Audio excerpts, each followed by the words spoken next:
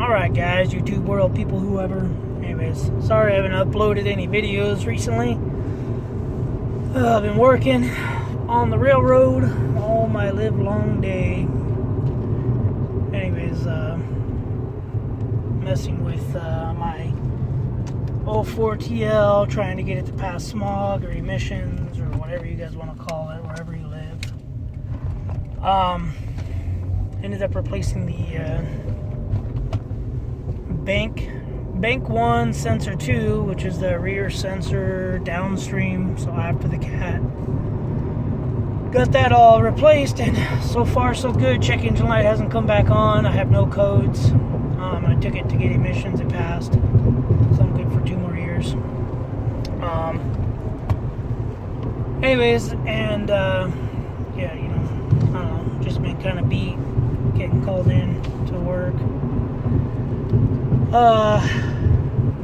Cutting trees down, putting a, tankless water heater in. Just been doing too much around the house. Washed my wife's car, my wife's TL, my TL. Washed the red Ford Power Stroke. Washed that. Actually went on Saturday. Went up to my sister's house because they bought a car. And the guy said that he was just replacing the gasket because he wanted to freshen up the top end of the engine. So went up there, pulled the head off. Cylinder walls are completely rusted. Looks like it had a blown head gasket because there wasn't a thermostat in there. So there's no thermostat when you pulled off the housing. There's no thermostat. You could see oxidation, like moisture around the exhaust ports. And I didn't even bother to check the oil or nothing, but pulled the head, just like that much moisture in cylinder 1 and 4. That much water, rust, corrosion, whatever it was. So I basically just said, hey, you need a new engine or a used engine, whatever. So they're gonna talk to the guy that they got it from because he promised them that that's all it needed. Whatever, you can't trust people.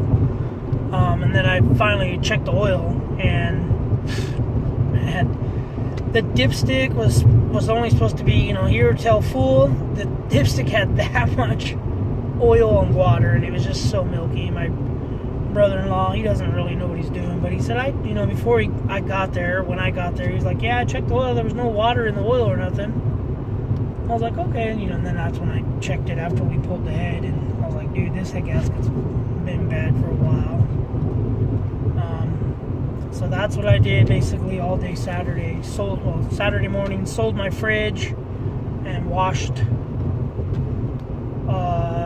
the 2 cars, the 2 Acuras. So, and then Sunday, I don't know what I did. Pretty much didn't do. Sunday we cut down a bunch of trees. Those trees I've been trying to cut down. We didn't cut there's like 3 or 4 really big, tall ones that we haven't done anything with because I want to tie them to a truck. But for the most part, I got a shift. Anyways, sorry, it's been a lot driving and filming. Manual. But yeah, we got a bunch of the trees down, cut up. Bought my kid a machete from Harbor Freight. I just went to Harbor Freight. I can't find my 3/4 inch socket. It's a deep 1/2 inch drive. I can't find it, so I went to Harbor Freight. It's like $5 a socket, or I could buy a 13-piece socket set for $24. So I bought a socket set, a vacuum tester, brake bleeder, whatever you want to call it, smoke tester. You can do a bunch of different things with it. Because I gotta check the Ford for vacuum leak. I think the brake booster's bad on the OBS 95 Power Stroke. I think the brake booster's bad because volume test on the brake booster, see what it holds, see if it leaks down, and that'll basically determine whether it's a bad brake booster. So that's been pretty much it. Just been working. I'm going into work. Gotta get there. Getting there about 5:30 every morning. Getting called in. Working with two guys. One guy's not all. I don't know. He's not too bright. Not the smartest of the group. You got to do a lot of cleanup. Cleaning up with that guy, man. He just will stand up and walk away, and you're like, dude, pick up the trash, pick up that, pick up this, pick up that. You were standing right there. But anyways, a lot of babysitting, basically. So I don't know. I'm pretty excited. My check engine light's off. My check engine light's been on, man, since I got this car. I've replaced that front bank 2, sensor 1. I've replaced that about 6 times. Usually it comes on within about 60 miles after I clear the codes. And I got about 174 miles on it from replacing the rear downstream O2 sensor. Which I did use a Denso this time. I'm not using Bosch. Bosch is junk. That's the computer at O'Reilly said the NTK is factory used, but I don't know. I pulled the Denso out. So, but that's pretty much it. That's gonna be the end of this video. I'm not really doing too much.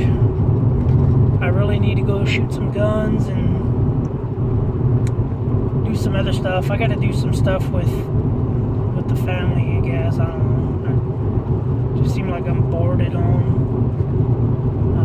But for the most part, maybe Friday they can meet me at the yard and we can go out to dinner or something. I don't know. I got to do something. Coming back, put a little hurt on the money problem while getting fired from the railroad. Hurt me before I left, and then I came back and sat around for 3.5 weeks. Actually don't even think I was supposed to start working because for a couple days, because I had to take a pre-employment drug test, and that just barely passed on Friday.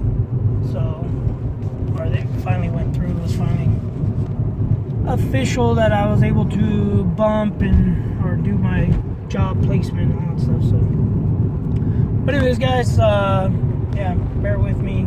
I gotta get into the habit again. So, but anyways, all right, guys, like, comment, subscribe, do what you guys do.